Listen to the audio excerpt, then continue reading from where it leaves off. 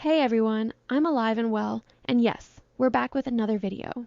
I'm talking about all the GLs that are currently airing, the Girls Rules trailer, plus a deeper discussion about non-consensual kisses and how the topic of SA has been handled in some GLs, especially after the massive backlash Change got. First of all, we have to start with the highlight of the week, the Girls Rule trailer. It finally dropped yesterday. GMM finally released it, and I absolutely loved it. After a year and a half of waiting fandom drama and the director getting bullied online, which by the way we absolutely condemn, this trailer feels like a reward. It's everything right now. I'm so ready for this show to take over my life.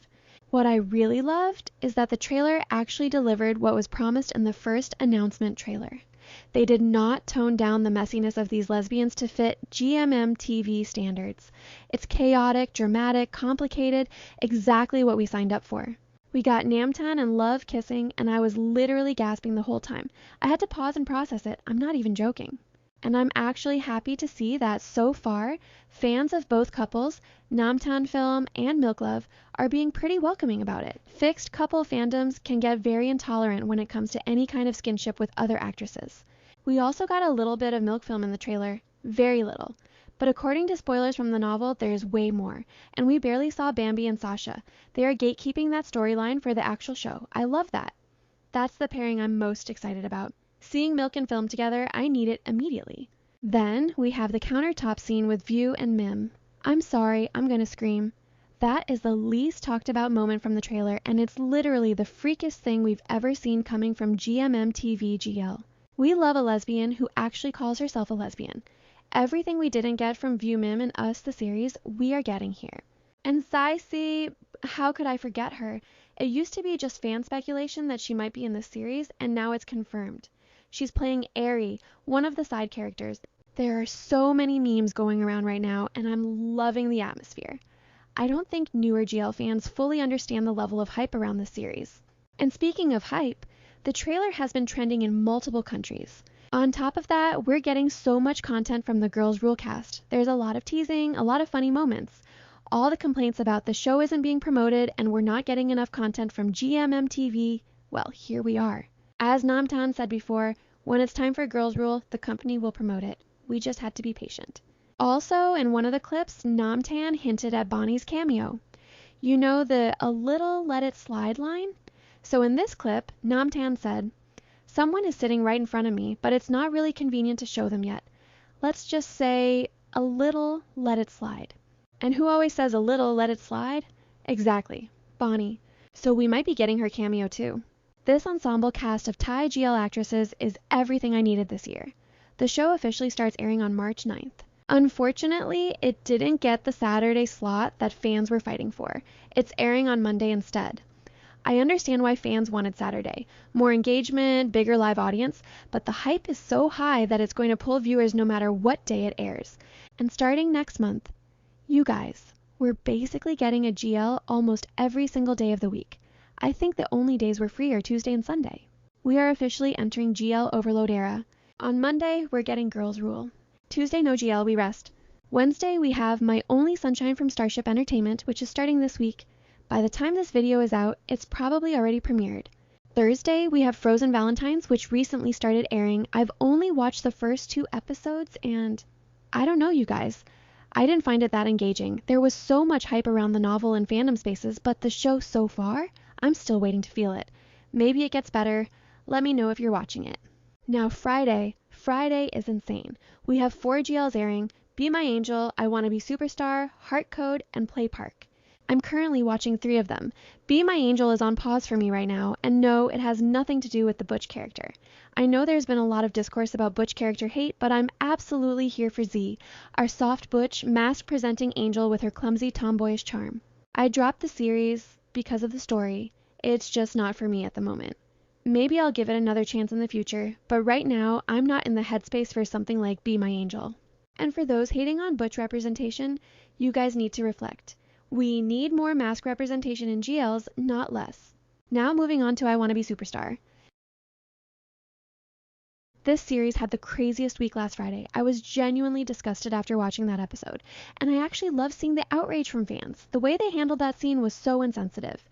Right after an SA scene, We get a non-consensual kiss, romanticizing the same violation. I could not believe we were seeing that in 2026. Yes, we've seen non-consensual kisses before, and I've always said they're wrong. When I look back, so many fan favorite GLs, even my own favorites, include non-consensual kisses. Whether it's from Change or other companies, they've all been guilty of romanticizing it at some point. But this time, fans had enough. Why make two lovable characters do that?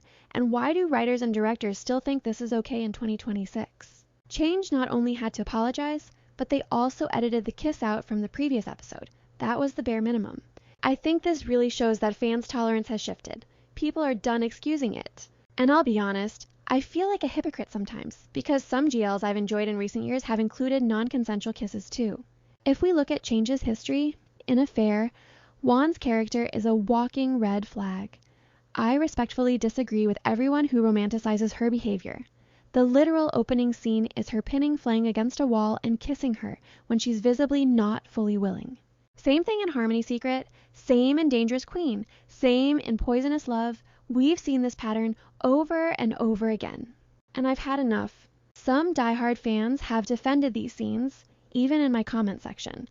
But this isn't hate toward the actresses at all. This is about the writers and directors making these choices. These scenes add no real value. The characters rarely reflect on what they did. It gets normalized. And viewers slowly get conditioned to think it's okay, as long as it's between two very attractive GL actresses. But it's not okay. And this opened up another conversation, drunk kisses. We saw that happen in Earth last week. Earth is actually my favorite GL right now. I'm fully invested in the storyline and the whole Wathan family dynamic. But the drunk kiss discourse was intense. Yes, some fans defend it. They argue that there was built-up tension, mutual attraction, and emotional reciprocity, and that makes it different. But if someone is on the verge of passing out or heavily intoxicated, they cannot fully consent, even if feelings are mutual. We really need to retire the drunk kiss trope. Of course, there are fans who say people are being overly sensitive. They talk about nuance, vibes, chemistry. Just let the girls kiss. And I understand wanting romance. But GL as a genre needs to be more sensitive when it comes to SA. I'm sorry, but this topic has been handled badly in so many shows. Even Mate the series. If you've seen it, Oe, her character's storyline centers around her trauma. PTSD, past SA, and blackmail from her stepfather. That's heavy. That's serious. But the first half of the show was so insensitive about it. It could have been handled with so much more care. The second half improves, yes. But when I look back at that series, it had so much potential, talented cast and strong storyline. It could have been something much deeper and more impactful if treated with the seriousness that a topic like SA requires. So yes, I'm glad Change fixed their mistake. But it shouldn't have happened in the first place. You guys need to check out this Japanese GL, Call Me By No Name. This is one of my favorite Japanese GLs of all time. It's that good. The plot is so unique, something you really don't see often. Imagine dating a girl, but you don't know her real name. You don't know what to call her. That's literally the premise. Our main lead, Megumi, meets this mysterious girl and agrees to a strange bet. She'll be her girlfriend until she can guess her real name. That's it. That's the hook. And it's stunning, visually beautiful, and emotionally layered. Every episode leaves you guessing what's really going on and what's about to happen next. But the main reason I'm mentioning it here is because of how well it handles consent between two women. The show really emphasizes why consent matters, emotionally and physically. It's mature, it's careful, and it never romanticizes crossing boundaries, and that's something more GLs need to learn from. Now, speaking of different kinds of stories, there's an upcoming Indian Netflix movie called Accused. It's releasing on February 27. Go watch the trailer. It's about a lesbian couple where one partner gets accused of being a sex offender by other women, and the story explores how the couple deals with those accusations and the social fallout. It sounds heavy, but I'm really curious to see how they handle it. It's a random recommendation, but I'm looking forward to it. And while we're on things I'm excited about, Bridgeton Part 2 and the whole Franchaela storyline. I cannot wait to see more of Francesca and Michaela Sterling, and seriously, watching the homophobic section of the Bridgerton fandom have a meltdown has been interesting. At this point, they just need to accept it. Now back to Thai GLs. Two series I did not expect to be this invested in, mainly because they barely got promotions, are Heart Code and Play Park. Let's start with Heart Code. Heart Code is everything I needed from a GL. I really wish they would release it on YouTube so it could get the praise it deserves. The plot is solid, the actresses can act well, the fight and action choreography surprisingly well done. It's believable that they're in this VIP training environment. It doesn't feel cringe or forced. And their chemistry is slow burn but intense. It's so good. I think the issue here is accessibility. A lot of these new series are airing on different apps and platforms. Not many are on YouTube, and even the ones that are don't provide uncut versions. I don't know about you guys, but I find this so frustrating. I have like 4 different apps just to keep up with Thai GLs. I'm constantly forgetting which series is on which platform, and when you search the English title, sometimes nothing even shows up.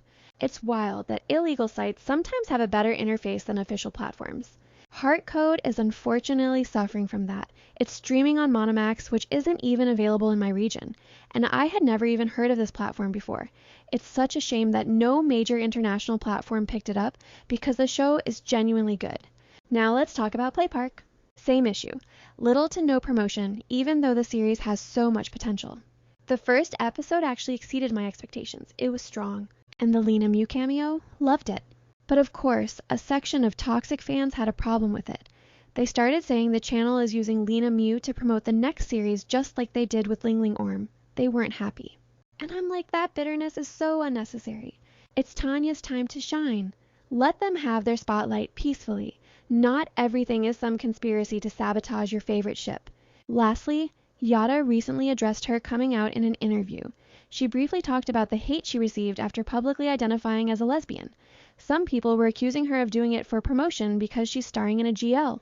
I have discussed this before, and this behavior and reaction was so disrespectful. Coming out is personal, and it's not easy. Ask me, it's vulnerable, and reducing it to marketing is wild. This is everything she said. ยาดามีการแบบคัมเอาท์ด้วยว่ายาดาชอบผู้หญิงอะไรเงี้ยหลายๆคนก็อาจจะคิดว่าแบบเป็นเพราะว่าซีรีส์เรื่องนี้หรือเปล่าแต่จริงๆแล้วมันไม่ใช่คือเหมือนกับว่าความรู้สึกเรามันเป็นแบบนี้มาตั้งนานแล้วแต่ว่าเพียงแต่ว่าเราแค่ไม่ได้ออกมาพูดในที่สาธารณะเท่านั้นเองรู้สึกว่าเรื่องนี้มันก็เป็นเรื่องที่ทำให้เราแบบได้เอ็กซ์เพรสในสิ่งที่มันเป็นเราอยู่แล้วเลยอะไรเงี้ยค่ะก็อยากให้คนดูได้แบบได้ดูกันว่าหนูมีความรักแล้วมันน่ารักแค่ไหน That's all for today. Thanks for watching.